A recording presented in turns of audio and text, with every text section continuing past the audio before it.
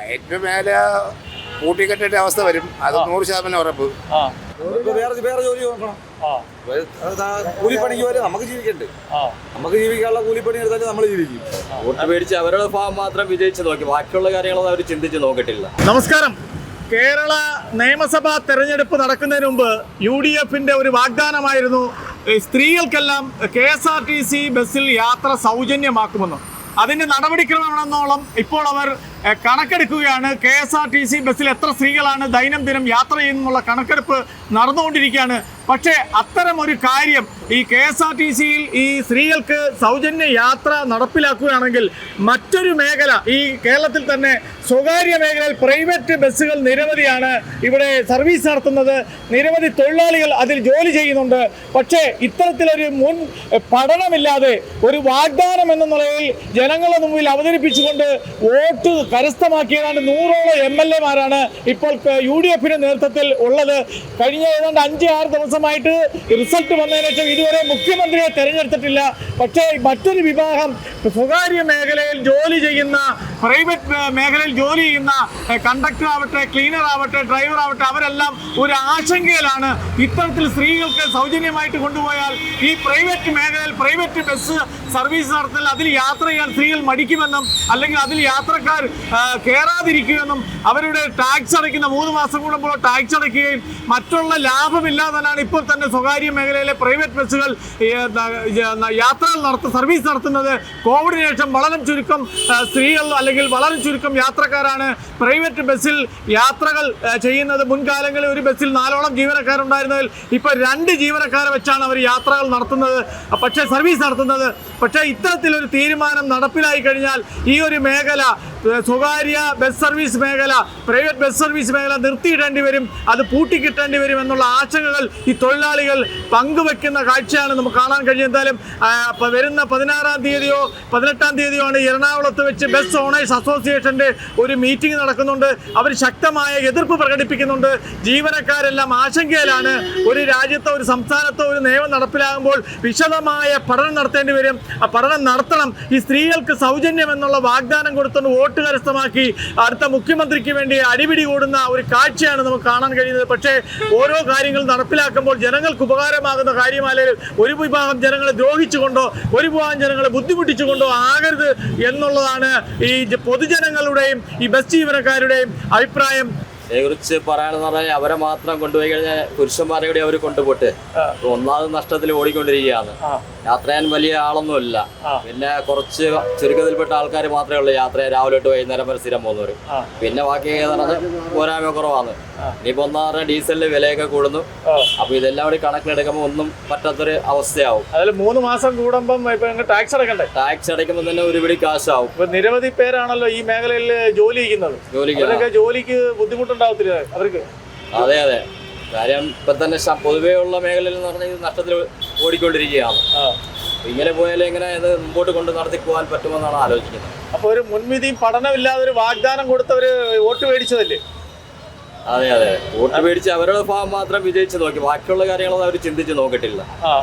അങ്ങനെ ചിന്തിച്ച് നോക്കിയെങ്കിൽ ഇങ്ങനെ സംഭവിക്കത്തില്ലായിരുന്നു. കാരണം വെച്ചാൽ ഒരു മേഖലയിൽ ട്രാൻസ്പോർട്ടിൽ സ്ത്രീകളെ ഫ്രീ ആയിട്ട് കൊണ്ടുപോകുമ്പോൾ പ്രൈവറ്റ് മേഖലയിൽ നിങ്ങളെപ്പോലെ ജോലി ചെയ്യുന്ന നിരവധി പേരെ ജോലിയിൽ നഷ്ടമാകുന്നത്. അതെ അതെ അതെ. കാര്യം ഞങ്ങൾ ഇത്രയും പേർക്കുള്ള ജോലി നഷ്ടപ്പെടുകയാണ്. മുതലാളിമാർ പറയും പിന്നെ വേണ്ട വെച്ച് നടത്തണ്ടെന്നുള്ളൊരു അവർ മുതലാളി ബസ് സർവീസുകൾ നിർത്തി മറ്റ് വല്ല ബിസിനസ്സിലേക്കും മുതലാളിമാർ പോകും. അവർ പോകും. അപ്പം ഞങ്ങളും വേറെ വല്ല ജോലിക്കൊക്കെ പോകേണ്ടി വരും. വേറെ വല്ല ജോലിയൊക്കെ കാര്യങ്ങളൊക്കെ അറിയാമായിരുന്നെങ്കിൽ കുഴപ്പമില്ലായിരുന്നു. വർഷങ്ങളായിട്ട് ഈ പ്രൈവറ്റ് മേഖലയിൽ ജോലി ചെയ്ത് ജീവിക്കുന്ന ഒരാളാണ്. അതെ അതെ അതെ. ഏണ്ടൊരു 10-30 കൊല്ലം കൊണ്ട് ഇതിൽ തന്നെയാണ്, ഈ ഫീൽഡിൽ തന്നെയാണ്. പെട്ടെന്ന് ഇങ്ങനൊക്കെ ഒരു പ്രഖ്യാപനം വന്നു, ഒരു കണക്കെടുക്കുന്നുണ്ട്. നടപ്പിലാവൂല്ല എന്നുള്ളതിന് മുഖ്യമന്ത്രിയൊക്കെ വന്നതിന് ശേഷം അറിയാൻ പറ്റും. പുരുഷന്മാരുടെ അവര് കൊണ്ടുപോട്ടെ, ഇനിയിപ്പോ എന്ത് ചെയ്യാൻ പറ്റും? പുരുഷനെ സ്ത്രീകളെ കുട്ടികളെ മാത്രം കൊണ്ടുവന്ന ബസ് സർവീസ് സ്കൂൾ സ്റ്റുഡൻസിനെയും പുരുഷന്മാരെ കൂടി അവര് കൊണ്ടുപോട്ടെ. സ്ത്രീകളെ മാത്രമായിട്ട് കൊണ്ടുപോകണ്ട. അങ്ങനെ പോകുന്ന പോട്ട് ഒരുമിച്ച് പോട്ടെ. പ്രൈവറ്റ് ബസ് സർവീസ് ഒരു സ്തംഭനാവസ്ഥയിലാകുന്ന ഒരു വിഷമമുണ്ടോ നിങ്ങൾക്ക്? ഒരു ആശങ്കയുണ്ടോ? അതെ അതെ, അതുണ്ട്. കാര്യം ഇപ്പൊ തന്നെ നിലവിൽ തന്നെ വലിയ വരുമാനമൊന്നുമില്ല. അങ്ങനെ ഇങ്ങനെ രീതിയിൽ മുന്നോട്ട് പോവുകയാണെങ്കിൽ മുതലാളിമാരെ കയറ്റിയിട്ട് മറ്റുള്ള ജോലിക്ക് പോകേണ്ടി വരും. വർഷങ്ങളായിട്ട് ഈ പ്രൈവറ്റ് മേഖലയിൽ പണിയെടുക്കുകയാണോ? ആ 10-25 അപ്പൊ നമ്മുടെ KSRTC-യിൽ സ്ത്രീകൾ സൗജന്യമായി യാത്ര ചെയ്താൽ ഈ പ്രൈവറ്റ് മേഖലയൊക്കെ എങ്ങനെ ആയിരിക്കും ജോലി ചെയ്യുന്നവരുടെ കാര്യം? പ്രൈവറ്റ് മേഖല കൂട്ടിക്കെട്ടേണ്ട അവസ്ഥ വരും, അത് 100% ഉറപ്പ്. അപ്പോൾ സ്ത്രീകളെ 2-4 പേരെങ്കിലും കയറുന്നത്. അതുകൊണ്ട് ഇല്ലെങ്കിൽ പിന്നെ ശരിയായി കാര്യങ്ങളെല്ലാം. പ്രൈവറ്റ് ബസ്സിൻ്റെ കാര്യം ഓക്കെ. സ്ത്രീകളപ്പോ എല്ലാം കാത്തു നിന്ന് അവര് ഇപ്പോ ട്രാൻസ്പോർട്ടിൽ തന്നെ പോകും. ഉറപ്പല്ലേ എന്ന് പറഞ്ഞാൽ സൗജന്യമായിട്ടാകുമ്പോൾ ഇപ്പൊ അവര് ഈ കാർഡ് 2000 രൂപയുടെ 1000 രൂപയുടെ കാർഡ് എടുത്തൊക്കെ യാത്ര ചെയ്യുന്ന സ്ത്രീകള് ഇപ്പൊ അത് എടുക്കുന്നില്ല. അവർ 500 രൂപ ആക്കി കൊടുത്തോണ്ടെങ്കിൽ അവര് ഒരു പ്രതീക്ഷയിൽ നിൽക്കുകയാണ്. അവർക്ക് കാർഡിന്റെ ആവശ്യമില്ല, ഫ്രീ ആയിട്ട് കൊടുക്കാൻ തന്നെ പറയുന്നത് യാത്രയായി. അതെ അതെ. അപ്പൊ വർഷങ്ങളായിട്ട് നിങ്ങളെ പോലുള്ളവർ ഈ മേഖലയിൽ യാത്ര ചെയ്യുന്ന ഒരു ആശങ്കയിലാണ്. തീർച്ചയായിട്ടും ഓക്കെ, ആശങ്ക തന്നെ. ഇപ്പൊ ഇതെങ്ങനെ ഈ KSRTC സ്ത്രീകൾക്ക് ചരിത്രത്തിൽ ആദ്യമായിട്ടാണല്ലോ ഈ സ്ത്രീകൾക്ക് ഇവിടെ കേരളത്തിൽ സൗജന്യ യാത്ര കൊടുക്കുന്നു പറയുന്നത്. എന്താണ് ആശങ്കയുണ്ടോ? ആശങ്ക പൂർണ്ണമായിട്ടുണ്ട്. കാരണം ഒരു വിഭാഗത്തെ നശിപ്പിച്ചുകൊണ്ട് തുടങ്ങുന്ന ഒരു പ്രസ്ഥാനമാണ്. കാരണം പ്രൈവറ്റ് ബസ്സിൽ കൂടുതലും സ്ത്രീകൾ യാത്ര ചെയ്യുന്നതാണ്. അപ്പൊ ഇവർക്ക് ട്രാൻസ്പോർട്ടിൽ ജോലി പിന്നെ ഫ്രീ കൊടുക്കുമ്പോൾ അവർ പൂർണ്ണമായി അങ്ങോട്ട് പോവുകയും ഈ പ്രസ്ഥാനം ഇല്ലായ്മയുകയും ചെയ്യും. അപ്പം എന്തെങ്കിലും മറ്റു ജോലിക്ക് തേടി പോകാൻ പറ്റുമോ ഇത്രയും വർഷം ഈ മേഖലയിൽ നിന്നിട്ട്? ഇല്ല, ഒരു കാരണവശാലും പറ്റില്ല. അതുകൊണ്ട് തൊഴിലില്ലായ്മ രൂക്ഷമായിക്കൊണ്ടിരിക്കുന്ന ഈ കാലഘട്ടത്തിൽ ഗൾഫ് യുദ്ധവും എല്ലാം കൂടെ കൊണ്ട് ഈ ജീവിതം കൊടുക്കേണ്ട ഒരു അവസ്ഥയിലോട്ട് മുന്നോട്ട് പോയിക്കൊണ്ടിരിക്കുകയും ഈ പറഞ്ഞത് അവർ തെറ്റി തന്നെ അവർ പിൻവലിക്കേണ്ട സമയം അതിക്രമിച്ചു. അല്ല, അവര് അധികാരത്തിൽ വരുത്തില്ല എന്നുള്ളൊരു ഉറപ്പുകൊണ്ട് ചുമ്മാതെ ഒരു വാഗ്ദാനം കൊടുത്താണോ? അതെ അതെ അതെ അതെ, അതിൽ തന്നെ അല്ലാതൊന്നുമല്ല. പിണറായി ഭരണം തുടരായിട്ട് വരും, നമുക്ക് വെറുതെ ഒരു വാഗ്ദാനം കൊടുത്തു, പക്ഷെ അവരങ്ങ് ജയിച്ചു. അതിപ്പോ വാഗ്ദാനങ്ങൾ കൊടുക്കുന്നതിന് ബാക്കിയുള്ള ഒരു വിഭാഗത്തിനെ നശിപ്പിച്ചുകൊണ്ട് ഒരിക്കലും ആവരുതെന്ന് ഞങ്ങൾക്ക് പറയാവുള്ളൂ. കാരണം ഈ പ്രസ്ഥാനം തന്നെ ഇല്ലാതാമായിക്കൊണ്ടിരിക്കുക ഈ പ്രൈവറ്റ് പ്രസ്ഥാനം. അതിന്റെ കൂടെ ഇരുട്ടടിയാണ് ഈ പ്രസ്ഥാനം പൂർണ്ണമായിട്ടും നശിക്കുമെന്നുള്ളത്. അപ്പൊ ഇതൊക്കെ ഇനി തൂക്കി വിൽക്കേണ്ടി വരുമോ ഈ പ്രൈവറ്റ് ബസ് അല്ല? തൂക്കി വിൽക്കാൻ പോലും ആരും കാണത്തില്ല. ആ ഒരു അവസ്ഥയിലോട്ട് മുന്നോട്ട് പോവുകയാണ്.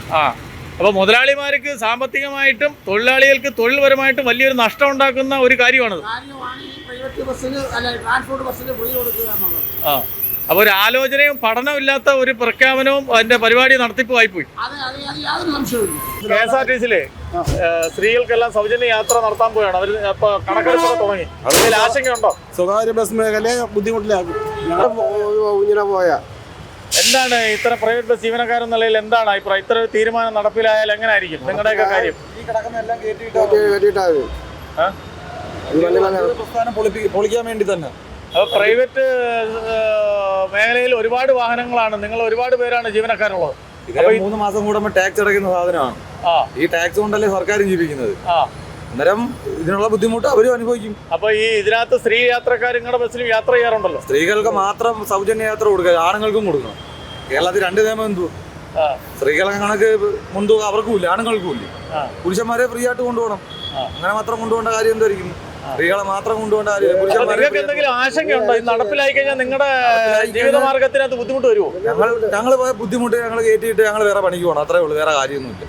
ഞങ്ങൾക്കല്ലല്ലോ നഷ്ടം. ഇത് ലക്ഷങ്ങൾ കൊടുത്തിട്ടിരിക്കുന്ന മുതലാളിമാർക്കല്ലേ നഷ്ടം. ജോലി ഇല്ലാതാവത്തില്ലയോ? വേറെ ജോലി നോക്കണം. കൂലിപ്പണിക്ക് പോലെ നമുക്ക് ജീവിക്കണ്ടേ? നമുക്ക് ജീവിക്കാനുള്ള കൂലിപ്പണി എടുത്താലും നമ്മൾ ജീവിക്കും. ലക്ഷങ്ങൾ കൊടുത്ത് മുതലാളിമാരെ ഇറക്കിയിട്ടിരിക്കുന്ന സാധനം എന്തായി? അത് കട്ടപ്പുറത്താവത്തില്ലേ? അല്ല, പുരുഷന്മാർക്ക് ആയി കഴിഞ്ഞാല് എല്ലാരും ട്രാൻസ്പോർട്ടിനകത്ത് പോകും, പ്രൈവറ്റ് ബസ് യാത്ര ചെയ്യത്തില്ല. അപ്പൊ അതിനകത്ത് ബുദ്ധിമുട്ടില്ലയോ? ഒരു ആലോചന ഇല്ലാതാണോ ഇത്തരം തീരുമാനങ്ങളൊക്കെ എടുക്കുന്നത്? നമ്മളെ വീട്ടിൽ പട്ടിണിയാവും.